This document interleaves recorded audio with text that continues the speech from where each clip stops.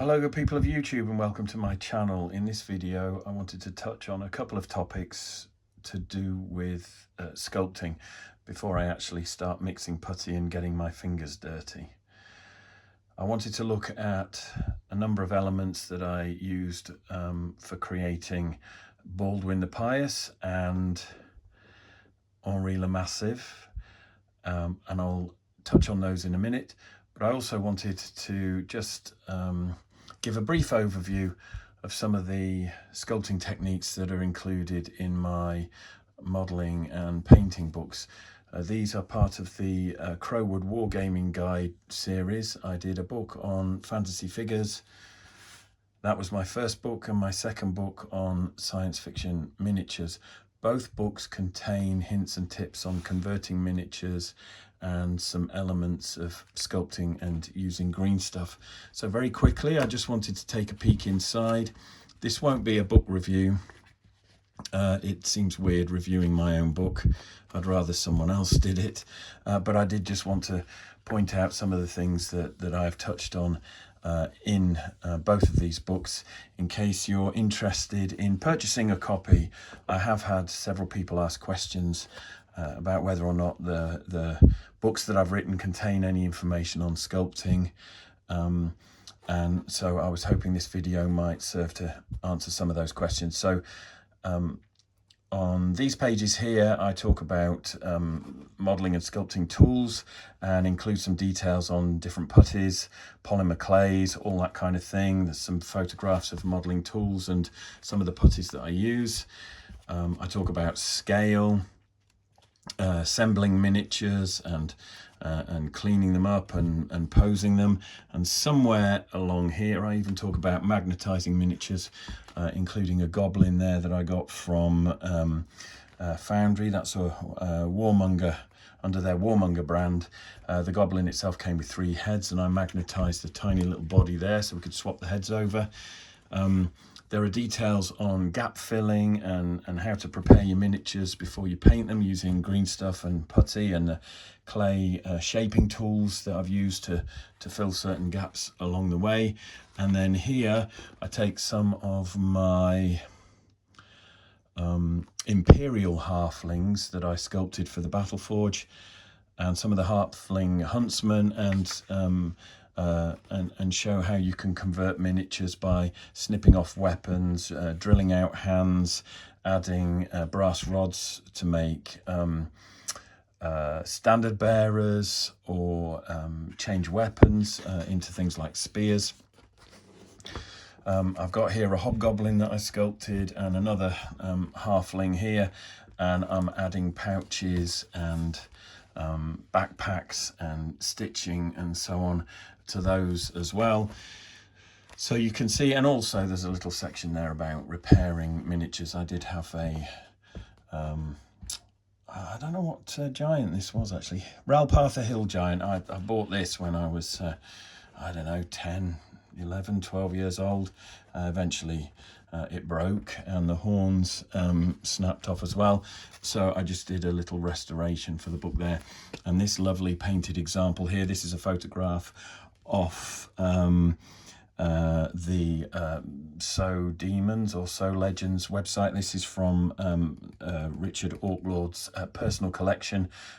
You can see that on the internet if you Google it, and he very kindly let me use that example photograph of that Ralpartha Hill Giant in this book. So you can see there's plenty of stuff in this painting and modelling guide for fantasy figures. I also feature various elements of my Imperial Giants that I sculpted for the Battle Forge, along with loads of other minis, all, you know, hopefully very useful stuff for you guys. If you've seen any of my other videos, you'll recognize that that knight there on horseback. There's some accessories that I've sculpted for the Battle Forge. All those are still available. And there we have a unit, an original unit of my halfling militia. I think these are sword and shield, most of those models, but we've got the cart behind and a few villagers and a pack horse and the wonderful buildings in the background there, they're from debris of war. And again, I'm going to do some videos where I talk about the models that I've featured and recreate some of these scenes. We've got some terrain here from Ainsty Castings, as well as some 6mm terrain there from Perfect 6 Scenics. Lots of stuff that I was fortunate enough to be able to include. There's hints and tips on basing techniques and all sorts. So that is the fantasy book, which deals with some sort of very basic and useful conversions that you might want to do with green stuff or brown stuff or milliput. I was using terracotta milliput for a lot of those photographs because I found it photographed a bit better than green stuff did. If we move on to the second book that I wrote for the Crowwood Wargaming Guides, this one was to do with science fiction miniatures, and I've just got a really brief treat for you here. Well, I hope you think it's a treat anyway. Again, the book follows a similar format. I look at, modeling tools and various different scales and the kind of miniatures available. I had to treat this book as though it could be picked up by a reader who hadn't read my first book on fantasy miniatures. So, there is some information in here that also features in the fantasy book. So if you're into sci-fi miniatures and you're not interested in fantasy, you don't have to buy the first book. If you're interested in fantasy but not sci-fi, everything you need to know is in the first book, as well as in the second. So, if you want both, great. The more the merrier as far as I'm concerned. And if you do purchase both, thank you very much for your support. Here I talk about pinning models and, assembling models and pinning them and using green stuff to hide the scars. There's how to use green stuff when joining bits of models together. You combine it with super glue to hold those pieces in place. So there's all sorts of stuff here. Oh, a little section there where I turned I don't even know what that was. Reaper Bones Clay Golem. In this book, I actually turned a Reaper Bones Clay Golem into my own version of the Incredible Hulk there. So, I mean, it's not just sci-fi, this. There's kind of pulp fiction and all sorts of other bits and pieces. And I look at cleaning up miniatures and, various ways of painting and so on. But I'm slowly flicking my way through this book towards the back. Where is the section that I really wanted to show you. So, lots of hints and tips in this. I spent a long time taking the photos, writing, meeting people, a lot of companies, sorry, just caught the camera there. A lot of companies were very generous with their models and their time. That's a scratch-built landing craft that I built for my kind of sci-fi and weird wars scenario. It also you can also fit an Imperial Guard Chimera or Lehman Russ in there. I've got that model, and as I said before, I will be featuring some of these models in short videos, and I will talk through how I built them, what I did. Hopefully it's all stuff that will interest you guys. So lots of stuff in there, but we're getting to the end here now where I talk about painting tanks and weathering and rusting techniques and stuff, and this is in book 2, as I said, which is the fantasy book. And then the last section here where I look at some scratch built models that other people have made. This was a Nigel Stillman piece here, I think, which Rick Priestley now owns, and he very kindly let me photograph it. This is a boat that I actually weathered and made and turned into a rusty hulk, and this was actually given to me by an old friend of mine, school friend of mine, Big John, and he gave me this boat, and I was able to, and it is huge. I mean, I don't know if you can see that there, if the camera's picking that up. That is a 28mm miniature there. So this thing is like the size of a dining room table.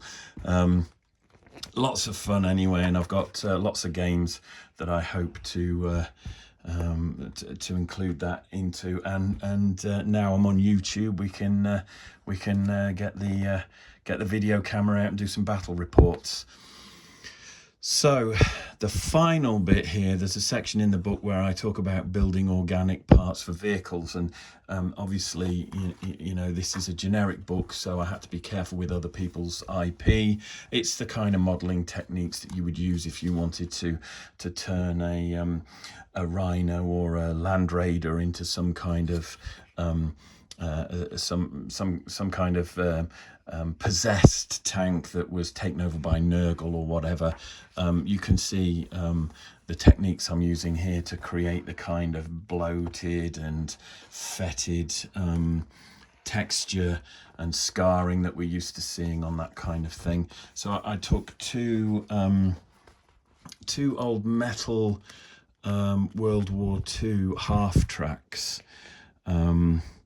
here, and I can't actually remember who the manufacturer was. I'd had them for ages, and I think I'd picked them up at a wargaming show, so they weren't in their original packaging, and I didn't know what to do with them. And eventually I ended up converting them into some sort of contaminated, demonized half track. So the pictures here show the various stages of building up the kind of bloat and the blisters and texturing the skin. And then when we turn over here, we can see how I've used wire to reinforce the horns and the spikes that went onto the vehicle, and then the two vehicles painted up there. So I wanted to show you all of this so that you guys have some kind of sort of insight into what the books themselves contain. And having shown you that, I do actually have those very same models here. I don't know how they will come out on camera, and I'm conscious that this video isn't just about the books that I've created. I want to talk a little bit about some of the sculpting that I've done as well, and this is just like the final warm-up video, as I said, before I actually start mixing putty and getting my fingers dirty. So these are the half tracks that were featured in that book, fully painted, and I've used various techniques, powders, to create the rust, lots of flesh tones on the extra bits there, and some of the slime. I think this, I can't remember what it was called, but I think this might have been Nurgle slime. I used a lot of blood for the blood god as well on some of my other modeling. But again, the sculpting tools that I was showing you in my previous video on modeling with green stuff, these are the tools that I've sort of used to create that dimpled effect. The ball stylus and other tools. I'm just looking to see if I've got any kicking around. Of course, I've used them in my previous video, and I don't actually know where I've put them, so now I can't find them, which is typical, isn't it? But I use things like pins and nails from picture hooks that I then textured the surface with in creating that pattern, and I will be doing how-to videos on that. I've used the sculpting tools to draw out and stretch the green stuff when I laid it down to create this idea of scarring, and then just done plenty of rust and slime effects on that. So that is one of two, and again, as I showed you in the book, the horns were actually sculpted around just a normal bit of garden wire that I'd shaped and used as a support within that. And there we have it. I think on that one I actually did a kind of a mouth and an eye on the front of that one. And again, this was just taking a straightforward metal, and it could be plastic, it's just at the time that these models were made, metal was more common, so it was a metal vehicle that was glued together. It's quite heavy, as you can imagine, and it was just created putting green stuff, a mixture of green stuff and milliput on top of the vehicle to create the texture that I wanted for that kind of contamination, the sort of demonic mutation and morphing that you get. And yeah, in my own mind, obviously I've had Nurgle in my mind and wanted to create a historical vehicle that would kind of fit that sort of genre. And because I had two of them and no German army or miniatures to kind of go with them at that point in time, I just decided I would sort of, you know, chaos them up, Nurgle them up, and there we have it. So those are two models. I will do other videos that feature these. They've been based on sort of oval bases, which I just bought separately, and I've created two vehicles, two gaming pieces that I hope to use at some point in the future. So that was the two vehicles that feature in the back of my science fiction book on the last few pages there. So as I said, I will be running through these books again in more detail, but I just wanted to touch on them very briefly, seeing as people had asked me questions about whether or not I did actually talk about sculpting and modelling in these books, and the short answer is I do. So hopefully that will have helped, and I think I've just spotted what I was looking for there right at the last minute. So yeah, let's just grab one of those again. And I don't know if you can see here that basically I've got a brass pin, the kind that you get when you buy a pack of picture hooks, and that is glued and green stuffed into the end of an old paintbrush. And whilst I was modelling it, that was basically the tool that I used to create that sort of hammered metal or dimpled effect that we've got there. So yeah, just a simple handmade tool. You don't have to spend a lot of money when you create your sculpting tools. You can make them out of anything that you find around the house, and that's a perfect example.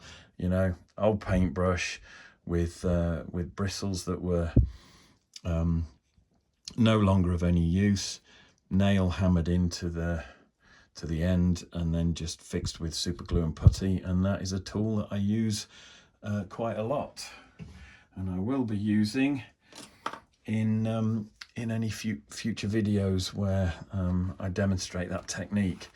So having shown you the books, as I said, I will feature those in separate videos of their own, but now what I wanted to do was just kind of return to an old friend here, Baldwin the Pious. Again, in my previous video, he has actually been primed. He's had a zenithal prime now. Now I've got my camera set up on a rickety tripod here, but it does allow me to kind of pick it up and move it around as well. So here we have a zenithal primed Baldwin, and I will be painting him very shortly. I might even do a little bit this evening. I'll see how I get on, but I wanted to kind of look at basically doing the skin textures on Baldwin there. But before I do, and bearing in mind that this video is about sculpting predominantly, I just wanted to show some of the elements that I used in creating Baldwin there, and also his partner in crime, brother in arms, Henri le Massive. Now, I haven't primed Henri yet because I just wanted to use him in this video to show. You can see quite nicely there the different colours. Some of the green stuff I've used there has been mixed with milliput, standard milliput, so it looks a lighter green in colour. It's has qualities that make it sort of stronger and more sturdy. You will notice some elements look brown. They're a blend of milliput green stuff and brown stuff, and again I've talked about that in previous videos. You can see the rope there around the barrel that I've done. there was more green stuff in that rope than on the garments behind. For example, the barrel is grey, and the arms, the feet, and the face, the head is grey, because those are resin castings. And I'm going to talk a little bit about those because I've used those in creating those miniatures. Also, I have on my painting desk here one of the giants that featured on the cover of the fantasy magazine. I think it may also feature inside as well. Now, these giants have magnetic heads. This one was fully painted when I had the Battle Forge myself. Then obviously I needed product shots, so I painted this giant. There's another one that got painted as well. I've left that one on the bookshelf because there's not room for both here, and I only needed one to talk about what I've done. The heads are magnetized,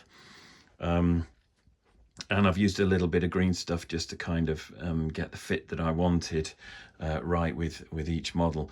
So this particular head is actually one of my favorites. The pipe that's made out of a barrel there, that's actually cast in white metal. I drilled a hole in his mouth there to insert the pipe, but this is my sort of long beard or blue beard type giant head. Now I'm just going to put that down there very carefully, because here I've got another giant head that I sculpted. Again, you can see the magnet in the back there, and I've used a little bit of milliput just to shape that to fit this. And there we go. So there's the same giant with a different head. Now, all in all, there are 10 heads that have been sculpted for this particular giant model.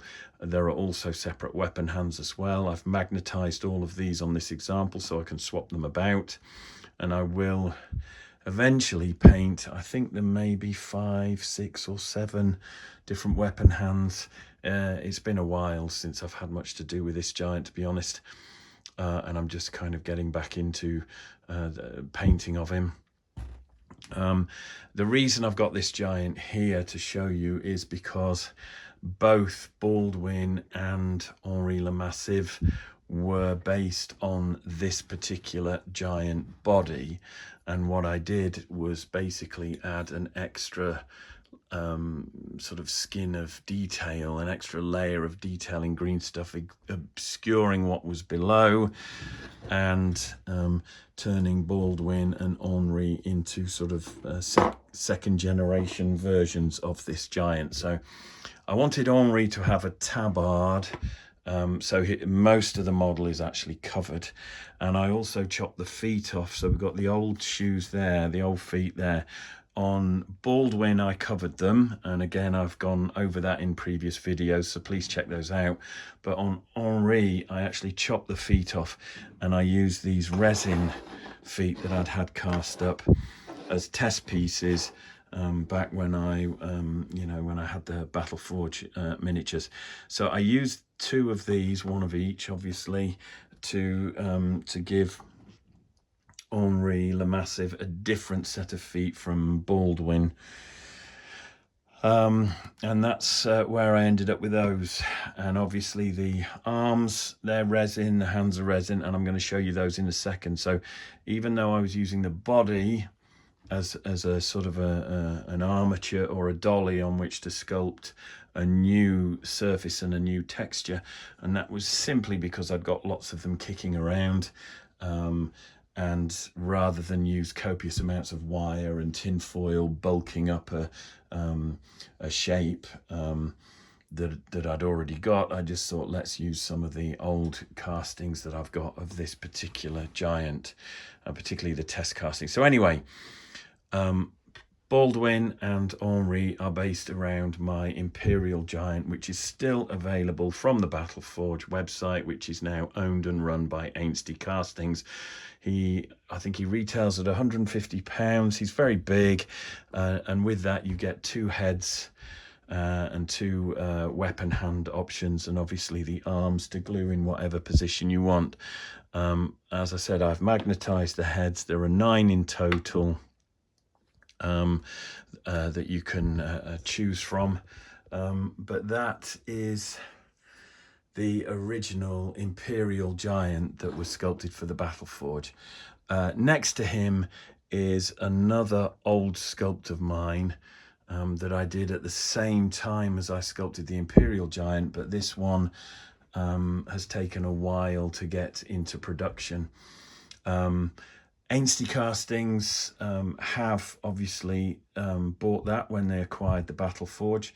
This body comes in 2 pieces with separate arms. It's currently using the same arms that are on this giant, this Imperial Giant. I have sculpted more arms. I did that a long time ago, and I'm currently digging through old boxes of abandoned projects and things to try and find those. But this is a resin casting which I've zenithal primed because I'll be painting it up, and this is the kind of number 2 giant to accompany the Imperial Giant. So still probably not available, but it will be soon, I think. I spoke to Ainsty Castings recently, and they were going to make that available if anyone's interested. It might be that I have to paint this guy so that we can get some photos, but I just wanted to show you what was out there. I've done a lot of work that never actually saw the light of day. I've got a lot of sculpts lying around in boxes, and who knows, maybe one day they will make it out there. Again, as I said, I've magnetized this. All the heads are interchangeable. The different weapon hands are as well. I've just got some pins on that one to help hold it because it's quite heavy, that mallet. But we've got a mallet made out of a tree stump there. And as you can see, I've started painting these, but I haven't finished. We've got the sword hand, which is the same as the sword hand on that giant there, just painted in slightly different colours. Again, that just needs touching up a little. But that's a second version, or a different version of a giant body, which fits the same heads and arms as the Imperial Giant. So I just thought I'd show you that because it's yet to see the light of day. But I think you can kind of understand what my motivations were when I was sculpting it. And again, I was heavily influenced by the old Perry sculpts, the original sort of 1980s pre-slaughter giants. Everything's very goofy and gnarly and characterful. But, you know, 15, 20 years later, I'm now sculpting giants that look like these two. So, yeah, and I wanted to talk very quickly about some of the elements I've used. And the reason that I'm including this and going on about this in a sculpting video is because I have used Super Sculpey for a lot of this, and that's what I wanted to show you. I've got this hand here as well. I'll move this out of the way, but this is one of the hands that I've sculpted, and I actually painted that, just that hand, and it was featured in my modelling and painting book. I think it was featured in the sci-fi one, and I just literally photographed just the hand. So that's why I have a half painted arm lying around, but that was cast in resin. And that was cast in resin using, or from this is the master, but because it was Super Sculpey, it didn't survive the mold making process intact. And that is one of the things about Super Sculpey, I think, that perhaps a lot of people don't realize. I don't know if you can it's picking up the crack there as well in the wrist. Super Sculpey is brilliant, a brilliant material when you're working on something and you don't want to be racing against the clock. It stays soft, and you know, while you mold it and push it around until you're happy with what you've got, and then bake it in the oven. So I think it's a bit like Fimo and a few other bits and pieces like that. But one of the reasons why I experimented with it was because hands and feet and faces are notoriously difficult to sculpt. So too, incidentally, is the female form. And that's normally because and I'm speaking broadly here across everything. I'm not referencing one thing in particular. When you're sculpting skin and things like hands and feet and faces and muscle structure, a lot of the kind of contours are very subtle and smooth, and it can be really difficult to recreate that in a smaller scale when you're up against the clock. I mean, if you look at this giant head here, which is a massive giant head, it's very gnarly. But I mean, that was the look that I was going for. I wanted a really quite grimy, grubby, gnarly looking giant head when I created this one. And I used green stuff mixed with milliput for that precise reason. But you are up against it. You are building up the model. You've maybe got 20 minutes of working time. If you've mixed too much green stuff and milliput together, it's all going off at, you know, at a rate that's too fast, and then you have to quickly use up what's left, like here where I've built up the base, you know, when you don't want it to go off before you can use it, because obviously it's expensive, so you end up, you know, using it on bases or creating another dolly or something. As I showed you, I think in a previous video, you know, you twist a few bits of wire together to make you know, arms and legs and things. And the reason that one got abandoned was because that snapped before I'd actually had chance to pose it. But yeah, you just put a lump around a few bits of wire to create a dolly to turn into an ogre or a monster, because you're up against the clock all the time. But you don't have that problem with Super Sculpey. And that's how I was able to sculpt Baldwin the Pious, his head, or the bald version of him, before he actually ended up getting that that bowl haircut. But you can see there now the paint's going on, and that's starting to look quite cool. But this is the original master. So I still have this because obviously they got damaged after the molds were made. I will probably try and salvage them, repair them, and then I'll hand them back to Ainsty Castings, who will obviously need them to go with the rest of the Battleforge stuff that they bought from me. And that was the face that I used to create Henri le Massive, which I just lift him up there. So you can see, and this was all done with Super Sculpey, including the feet. Now, the feet were actually the basic structure and shape of the feet, and the same with the arms inside. I think some areas I did using terracotta milliput mixed with green stuff, and perhaps a little bit of brown stuff. And I was just looking at creating a basic shape on which to then sculpt the skin texture with Super Sculpey, which is what I did with those feet, and then finished off the end bits where there was a danger of the Super Sculpey chipping or cracking. I finished those off with more terracotta milliput and green stuff mixed together. I have a feeling that little toe may have come off in the mold, and I ended up super gluing it back on when the molds were made. But you can see what you get there. So that's the casting in resin, good quality resin that we have these days, better than a lot of the stuff that was around sort of 15-20 years ago when I was first experimenting with my giant sculpts here. And yeah, so the arms, you know, they've lost fingertips, the end of the thumb, they've cracked in certain places, and this was the club hand, which didn't fare particularly well.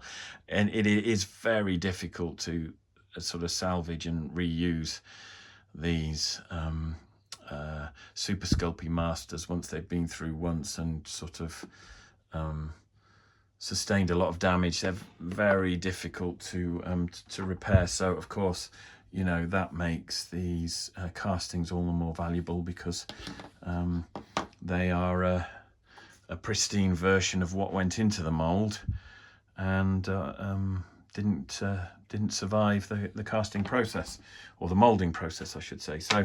So I wanted to show you that because I know people often ask about different kinds of putties and the things that I use, so I'm not against experimenting with other things when I sculpt, and I do like Super Sculpey a lot because you can shape it and it will stay sort of damp and malleable until you're happy with what you've got, and then just bake it on a low heat slowly in the oven. If you do it too high, you cause it to crack or blister. And yeah, that's what I was after, just a nice sort of gnarly giant that's very in keeping with the current kind of old world vibe. So yeah, that's it really. I've just got one more thing I'm going to show you before I wrap this video up, and this is going back to an early abandoned sculpt. Now, when I start doing my sculpting videos, I will be not just showing you some of the successes, like this lovely little cartoon style treasure chest that I sculpted a few years ago and haven't done anything with. Apart from stuff like this, which I enjoy doing and, you know, consider to be a success, the different trapdoors that I may also have shown you in a previous video, although I think I did one sculpting, I think was it my first sculpting video maybe? I did about 30 takes on that, so I'm not sure what made it into the final one, but I've got some different size sort of trapdoors that I've sculpted there. Not everything is a success story. And, you know, whilst it is, it's very humbling and flattering when people, you know, see stuff like this and they share their enthusiasm for it. They, you know, they compliment me on my skills and my talent. It, you know, it's great to hear that stuff, and I really do appreciate it. But, you know, I also make mistakes. I've also had disasters. I've also sculpted some shocking stuff that didn't work out, and I just think, you know, I need to throw it away. And then, you know, every now and again you create something like this, which kind of, yeah, it's more or less what I had in mind. Might need a bit more work, but that's another giant's head. But anyway, not everything is a success. And the last thing I wanted to show you was this, and I don't know how I'm going to manage it, but I think once upon a time in this country you could get sort of 3-litre pop bottles and soft drinks bottles, and I didn't consume this one myself, but when the bottle was empty, I did ask if that was something I could use, and I started to sculpt this. I think at the time I was going to call it a dwarf zeppelin. That may not be an appropriate name in this current climate, this day and age, but that's basically what it was. A very big blimp that is sculpted around an empty pop bottle, 3-litre pop bottle. And I started this with much love and enthusiasm. Now, it is quite heavy, and it was, you know, always going to be a huge challenge putting something like this into production, and it just ended up a relic of my kind of creative aspirations. You can see here the patch that I've sculpted and the stitching that I did. You can see how I've used green stuff to create rope. You could probably tell from the color as well, when you compare it with something like Henri Le Massive, that this is, you know, pure green stuff. There was little or no milliput that went into this. And I never finished it. I never got it to where I wanted it to be. You know, I had a dream and an idea, and I kind of thought it might work. And here I am 20 years later, showing it on YouTube, having never finished it. Partly because of the production issues that it presented, but also I think that once it became obvious that digital sculpting was going to make creating something like this a whole lot easier, I just put it in a box and forgot about it for a while. So I'm now going through a lot of my old stuff, and as I said in my next videos, when I start mixing putty and talking about how to create certain sculpts, how to produce certain techniques and features and finished results, I will be showing you not just the successes but the failures, because I'm a firm believer that when it comes to learning, sometimes the best lessons are learned from when we make mistakes or from when we create stuff that didn't work out. Now, for any of you who might be looking at this and going, oh man, no, you know, you can't neglect it, I am thinking about finishing it off. I might even use a sculpting video as an opportunity to finish it off. The great dwarf hot air balloon, or whatever we end up calling it, the dwarf blimp, I don't know. But I might yet finish it. It is heavy, so I might look at a way that I can perhaps sculpt it and complete it and mount it on a base so that it's basically sitting at ground level, whether it becomes a terrain piece or whether it's an objective, or whether it's just something that floats but doesn't fly. I don't know. But anyway, I wanted to finish the video by sort of showing you that and just letting you know that although I'm chuffed to pieces with how Baldwin the Pious came out and the way he looks, and I'm really looking forward to painting him, you don't always, when you sit down and decide to sculpt something, you don't always produce a success. So I think I'm going to wrap it up there. As I said, if I've got enough energy, I might get some paints out, but I hope you've enjoyed this video and the brief look that I've given you into some of the other putties and the sculpts that I've done. It's also been a nice opportunity to show you a few masters that have obviously ended up being molded to create resin castings. At the end of the day, you know, I enjoy doing stuff like this. I don't know where this YouTube journey or my sculpting will lead me in the future. At the moment, I'm, as you will be aware, caught in a kind of a difficult situation with my health, creating a lot of issues for me. You know, it's not as straightforward as it may seem, and yeah, so the hobby, the sculpting, the painting, doing these videos, it just gives me a little something to look forward to at the end of the day. So that's it. I will also feature this guy at the back, this unnamed giant, as yet, you know, not completed, and I will feature him in some sculpting videos as well, and we can just create stuff like this together as the weeks progress. But thanks ever so much for your time. I hope you like this video.